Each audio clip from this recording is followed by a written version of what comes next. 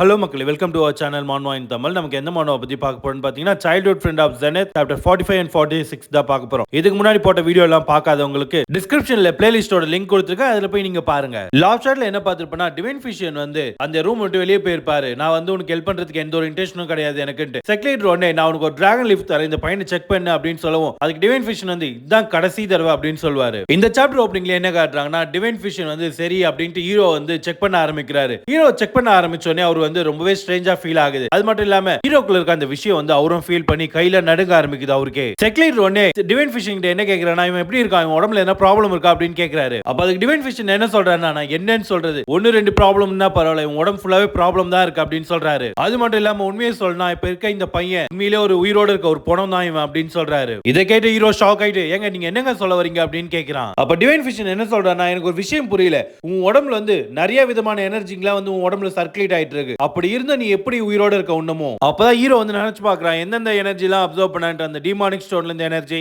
அதுக்கப்புறம் இல்லாம அந்த பெரிய பாம்பு கொடுத்தது, இப்ப மவுண்ட் அவாவோட எனர்ஜி, இது எல்லாத்தையுமே அப்சர்வ் பண்ணுவேன். அப்ப என்ன நினைக்கிறேன்னா, இது நான் எல்லாத்தையுமே தான் அப்சர்வ் பண்ணேன், ஆனா எனக்கு அப்பெல்லாம் தெரியாது இவ்வளவு பெரிய ப்ராப்ளமா இருக்கும்ன்றது. ஆனா எனக்கு தெரிஞ்ச எல்லா விஷயத்தையும் கரெக்டா தான் ஹேண்டில் பண்ணேன். எனக்கு தெரிஞ்சு உடம்புல இருக்க அந்த ஒரு விஷயம் தான் இப்போ எனக்கு இவ்வளவு ப்ராப்ளம் கொடுக்குது போல, கோல்ட் மேன்ஷன் சொன்ன மாதிரி. அப்படி ஹீரோ யோசிச்சுட்டே இருக்கும்போது பார்த்தா டக்குன்னு நம்ம பெரியவர் வந்து அது கிடையாதுடா அப்படின்னு சொல்றாரு. அப்ப பாக்கணும் ஹீரோ வந்து பெரியவரை பார்த்து கத்திக்கிட்டே, இவ்வளவு நேரம் எங்கேயா போய் தொலைஞ்ச அப்படின்னு கேட்கிறான். அப்ப பெரியவர் என்ன சொல்றாருன்னா, எப்படி உன்னோட கண்ட்ரோல லாஸ் பண்றியோ அப்ப என் கூட இருக்க கனெக்ஷனும் தானாவே கட் ஆயிடுது அந்த விஷயம் மூலமா. அப்ப பெரியவர் என்ன சொல்றாருன்னா, எனக்குன்னு சில சந்தேகங்கள்லாம் இருந்தது, ஆனா இப்ப அந்த டிவைன் ஃபிஷன் சொன்னதுக்கு அப்புறம் எல்லாமே தெளிவாயிடுச்சு. உடனே பெரியவர் பார்த்து ஹீரோ என்ன கேக்குறானா, அது என்னது அப்படின்னு கேக்குறான். உனக்குள்ள இருக்க அந்த விஷயம் தான் உன்னை இன்னமும் உயிரோடவே வச்சிட்டு இருக்கு அப்படின்னு சொல்றாரு பெரியவர். இந்த ஒரு விஷயம் தான் உடம்புல இருக்க டிஃபரெண்டான எனர்ஜி எல்லாம் வந்து வைல்டா ரன் ஆகாம தடுத்து வச்சிட்டு இருக்கு. ஆனா இதுல என்ன ஒரு கவலைப்பட வேண்டிய ஒரு விஷயம்னா, அந்த விஷயமும் வைல்டா தான் ரன் ஆகும். இதை கேட்டு ஹீரோ வந்து வாயடிச்சு போயிட்டு என்னடா இது அப்படின்னு நினைக்கிறான். உடனே டிவைன் ஃபிஷனை பார்த்து என்ன கேக்குறானா, சரி நீங்களே சொல்லுங்க, நான் இப்ப என்ன பண்ணணும் என் உடம்புல இருக்க எனர்ஜியை வச்சு அப்படின்னு கேக்குறான். அதுக்கு டிவைன் ஃபிஷன் வந்து என்ன சொல்றாருன்னா, வேற என்ன,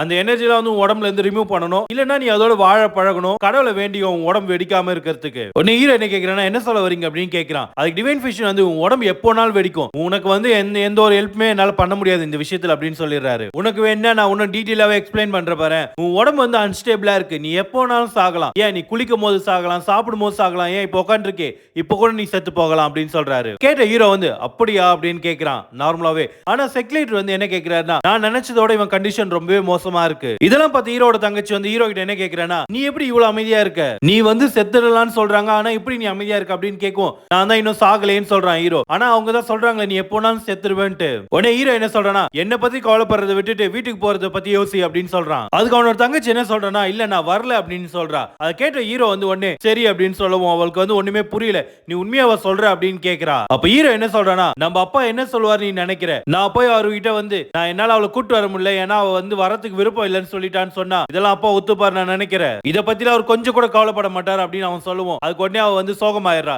இத பார்த்து செக்ரட்டரி வந்து என்ன பண்றாருன்னா, யாங்சோ நீ ஏன் போய் ரெஸ்ட் எடுக்க கூடாது உன்னோட இடத்துல, இதான் உனக்கான முதல் நாள் மவுண்ட் அவால, அதனால போய் ரெஸ்ட் எடு அப்புறம் பேசிக்கலாம் அப்படின்னு சொல்றாரு. உடனே ஹீரோவும் அதுவும் கரெக்ட் தான் அப்படின்னு சொல்றான். அப்போ செக்ரட்டரி வந்து நான் திரும்பி வரேன் ஃபிஷியன் அப்படின்னு சொல்லிட்டு அவரும் கிளம்புறாரு. அப்போ டிவைன் ஃபிஷன் என்ன சொல்றாருன்னா, இதே விஷயத்தை மறுபடியும் பண்ணாத, அதுக்கப்புறம் நான் எப்பவுமே இங்க வரமாட்டேன் அப்படின்னு சொல்லிடுறாரு. அப்ப பாக்கணுமே டிவைன் ஃபிஷன் வந்து நம்ம ஹீரோ பார்த்து என்ன சொல்றாருன்னா, இவன் ரொம்பவே வித்தியாசமான குழந்தையா இருக்கான். அப்ப அங்க இருந்த லேடி வந்து என்ன சொல்றாங்கன்னா, நீங்களும் அதை சென்ஸ் பண்ணீங்களான்னு கேக்குறாங்க. நீங்க என்னதான் அவன் செத்துருவான்னு சொன்னாலும் அதுக்கு அவன் கொஞ்சம் கூட ரியாக்ட் பண்ணாம அவன் எப்படி நடந்துக்கிறானா, அவனோட வாழ்க்கையை அவன் ஆல்ரெடி வந்து இழந்த மாதிரி நடந்துக்கிறான். அப்ப பார்த்தா ஹீரோ வந்து அந்த பில்டிங் விட்டு வெளியே வந்துட்டு வெளியே ரோட்ல நடந்துட்டு இருக்கான். அப்ப பெரியவர் என்ன கேட்கிறாருன்னா, உன்னை பார்க்கும்போது சாப்பிடுறதுல எந்த ஒரு பிரச்சனையும் இருக்கிற மாதிரியே தெரியல, நீ செத்துருன்னு அவங்க அவ்வளவு சொல்லியும் எப்படி இவ்வளவு ஜாலியா உட்காந்து சாப்பிட்டு வர, சாக போறன்றதுனாலயே இப்பவே நிறைய சாப்பிட்டுக்கணும்னு நினைக்கிறியா? உடனே ஹீரோ என்ன சொல்றானா, நான் அந்த அளவுக்குலாம் நினைக்கவே இல்லை இந்த விஷயத்தை, நான் வந்து நிறைய பாவங்கள் பண்ணிருக்கேன், இதுக்கு பேர் தான் கர்மா, அதான் எனக்கு திரும்ப வருது. உடனே பெரியவர் என்ன சொல்றானா, ஏய் நீ சின்ன பையன்டா, நீ என்னடா லூஸ் தனமா பேசிட்டு இருக்க அப்படின்னு கேக்குறாரு. அப்படியே ஹீரோவும் அவரும் பேசிட்டே வந்து அவங்க ரூம் கதவு ஓபன் பண்ணா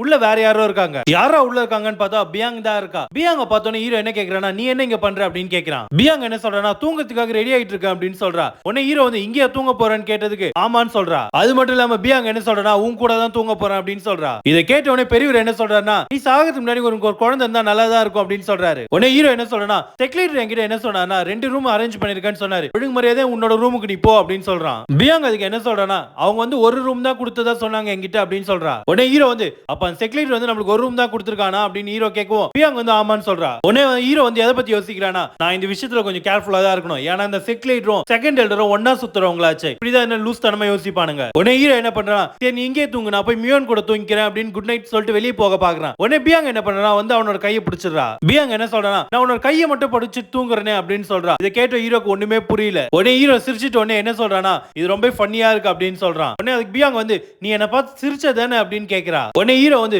சரி நான் இங்க இருந்து கிளம்புறேன் அப்படின்னு சொல்லவும் பியாங் வந்து அவனை போக விடாம ஹீரோட கையை பிடிச்சி கண்ணத்துல வச்சுக்கிறா. நம்ம ஏன் ரெண்டு பேரும் இங்கே சேர்ந்து தூங்க கூடாதுன்னு கேக்குறா. அப்பதான் அடுத்த சீன்ல என்ன காட்டுறாங்கன்னா, செக்யூரிட்டியோட ரூம் தான் காட்டுறாங்க. அங்க யார் உட்கார்ந்து இருக்காங்கன்னு பாத்தீங்கன்னா செக்யூரிட்டியும் ஸ்வாட் சுப்ரீம் தான் உட்கார்ந்துட்டு இருக்காங்க. ஸ்வாட் சுப்ரீம் என்ன சொல்றாருன்னா, உங்களை இந்த டைம்ல டிஸ்டர்ப் பண்ணதுக்கு என்ன மன்னிச்சிருங்க அப்படின்னு சொல்றாரு. உடனே செக்யூரிட்டி வந்து ஒன்னும் பிரச்சனை இல்லை, எனக்கு ஆல்ரெடி போர் தான் அடிச்சிட்டு இருந்தது, அதனால எந்த ப்ராப்ளம் கிடையாதுன்னு சொல்றாரு. செக்யூரிட்டி அப்ப என்ன கேக்குறாருன்னா, நான் என்ன கேள்விப்பட்டா நீங்க வந்து டிவைன் ஃபிஷ்னை தேடிட்டு இருக்கீங்களாமே அப்படின்னு கேக்குறாரு. உடனே ஸ்வாட் சுப்ரீம் வந்து ஆமான்னு சொல்றாரு. ஷாவ்லினும் ஊடாங்க உங்களை தான் தேடிட்டு இருக்காங்க, தெரியல உங்களுக்கு அப்படின்னு கேக்குறாரு. அப்ப பாக்கணுமே ஸ்வாட் சுப்ரீம் வந்து எதுவுமே பேச முடியாம அமைதியா உட்கார்ந்துட்டு இருக்காரு. உடனே செக்யூரிட்டி என்ன கேக்குறாருன்னா, எனக்கு தெரிஞ்சு நீங்க ஆல்ரெடி வந்து டிவைன் ஃபிஷ்னை கண்டுபிடிச்சிருந்திருப்பீங்களே. உடனே ஸ்வாட் சுப்ரீம் என்ன சொல்றாருன்னா, நான் கண்டுபிடிச்சதான், இருந்தாலும் அந்த கியூ பேரியர் நீங்க போட்டிருக்கீங்கல்ல டிவைன் ஃபிஷ்னை மறைக்கிறதுக்காக. செக்யூரிட்டி என்ன கேக்குறாருன்னா, நீங்க அப்படியே உள்ளே போயிருந்திருக்கலாமே அப்படின்னு கேட்கும்.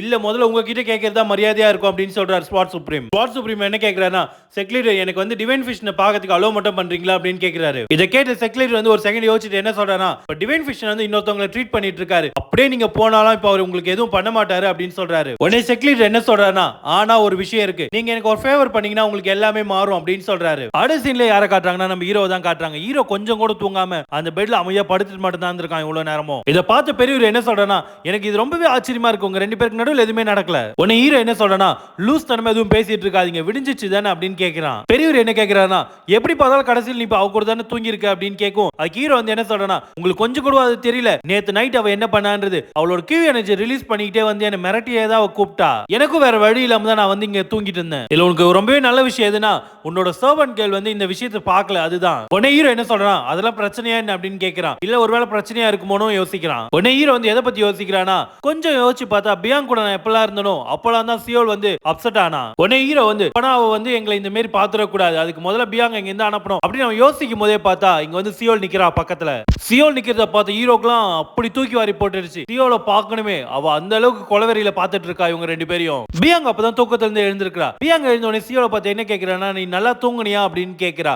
உடனே சியோல் அதுக்கு என்ன சொல்றானா, நீ ஒரு செல்ஃபிஷ் தெரியுமா அப்படின்னு கேக்குறா பியாங்க பார்த்து. சியோல் என்ன சொல்றானா, எனக்கு எங் மாஸ்டர் கூட தூங்கணும் அப்படின்னு அவர் சொல்லவும் இதை கேட்ட பியாங்க ஹீரோ ஒரு செகண்ட் ஒண்ணும் புரியாம பார்த்துட்டு இருக்காங்க. மறுபடியும் சியோல் என்ன சொல்றான், எனக்கும் எங் மாஸ்டர் கூட தூங்கணும் அப்படின்னு சொல்றா. இதை கேட்ட பியாங்க என்ன பண்றானா, சரி வா சியோல் நம்ம எல்லாமே சேர்ந்தே தூங்கலாம் அப்படின்னு சொல்றா. இதை கேட்ட சியோல் வந்து உண்மையாவா சொல்ற அப்படின்னு கேட்கும். பியாங் வந்து ஆமான்னு சொல்றா. உடனே சியோல் வந்து ரொம்பவே சந்தோஷத்துல அந்த பெட் மேல எகிரி குதிக்கிறா.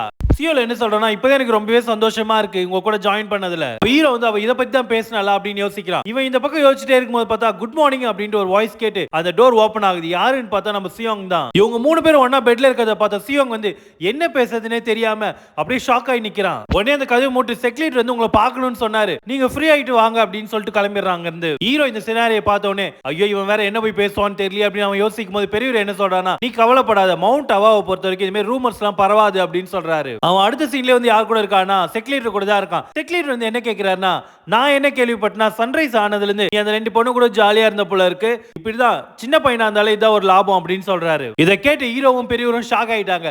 பெரியவர் என்ன சொல்றாருன்னா, மவுண்ட் அவா ரொம்பவே மாறிடுச்சு போல இருக்கு இத்தனை வருஷத்துல. உடனே ஹீரோ என்ன கேக்குறானா, எதனா காரணம் இருக்கா நீங்க என்ன கூப்பிட்டதுக்கு அப்படின்னு கேக்குறான். உடனே செக்யூரிட்டி என்ன சொல்றாருன்னா, நான் வந்து உன் வாயால கேட்கணும்னு நினைச்சேன் அந்த ரெண்டு பொண்ணு கூட நீ எப்படி இருந்தேன்ட்டு அப்படின்னு அவர் சொல்லுவோம். உடனே ஹீரோ வந்து நான் இங்க இருந்து கிளம்புறேன், எனக்கு வேலை இருக்கு அப்படின்னு சொல்றான். உடனே செக்யூரிட்டி வந்து இவன் ஷோல்டர்ல கை வச்சு கொஞ்சம் வெயிட் பண்றா அப்படின்னு சொல்றாரு. அப்போ அவர் என்ன சொல்றாருன்னா, நேத்து நம்ம ஒரு காட்டேஜ் போயிருந்தோம்ல, அதுதான் ஸ்வாட் குயின் கூட இருந்திருந்தாங்களே அப்படின்னு சொல்லுவோம்.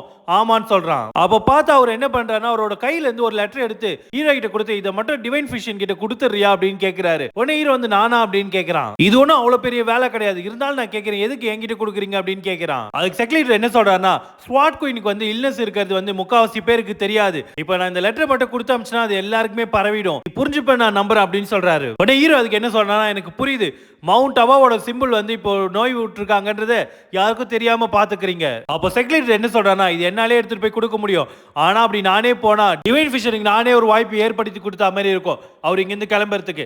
அதுவும் இல்லாம வேற எந்த ஒரு டிசிப்ளினும் அங்க அனுப்ப முடியாது, ஏன்னா இந்த சீக்ரெட்டை நான் மெயின்டைன் பண்ணணும். அது மட்டும் இல்லாம யார் எனக்கு நன்றி கடன் பட்டிருக்கானோ அவங்க கிட்ட தான் என்னால கேட்க முடியும் இந்த விஷயத்தை டெலிவரி பண்ண சொல்லிட்டு.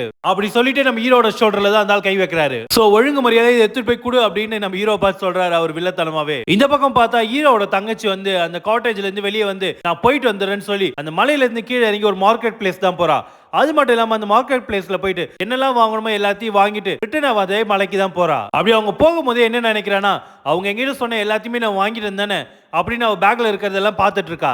அப்படி அவ அந்த மலை ஏறி போயிட்டு இருக்கும்போது சைட்ல பாக்குறா. என்னன்னு பார்த்தா ஒரு மான் ஃபேமிலி தான் இருக்கு. அந்த மான் குட்டிங்க எல்லாமே ஜாலியா ஃபேமிலியா சேர்ந்து சந்தோஷமா விளையாடிட்டு இருக்கு. இதை பார்த்துட்டு அவ ரொம்பவே ஃபீல் பண்றா. அவ பிளாஷ்பேக்ல வந்து ஒரு சீன் மட்டும் வருது. எப்படின்னா அவங்க அம்மா வந்து கீழே விழுந்து அழுதுட்டு இருக்காங்க. பக்கத்துல பார்த்தா நம்ம ஹீரோ இருக்கான். அவங்க அப்பாவும் அங்கதான் இருக்காரு. இந்த சீனை வந்து வெளியே இருந்து பார்த்துட்டு இருக்கா. இதை நினைச்சு பார்த்துட்டு அந்த ஃபேமிலிக்கு நான் திரும்பி எப்பவுமே போக மாட்டேன் அப்படின்னு நினைக்கிறா. அப்படி பாக்குறமே அவ வந்து அந்த கியூ பேரியரை தாண்டி உள்ள போனதுக்கு அப்புறம் யாரோட கண்ணுக்கும் அவ தெரியல. அப்படி உள்ள போனதுக்கு அப்புறம் இந்த பக்கம் பார்த்தா மரத்து அடியில இருந்து ஒரு சவுண்ட் வருது.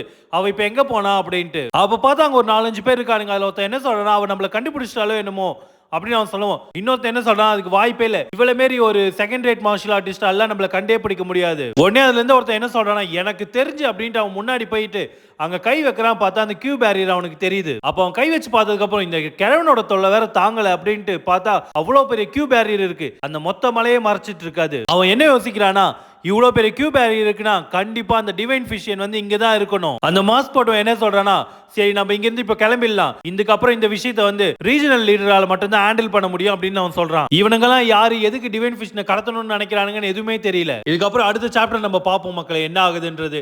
தேங்க்ஸ் ஃபார் வாட்சிங். நம்ம சேனலை ஃபாலோ பண்ணி சப்ஸ்கிரைப் பண்ணுங்க நெக்ஸ்ட் வீடியோ பார்க்கறதுக்கு.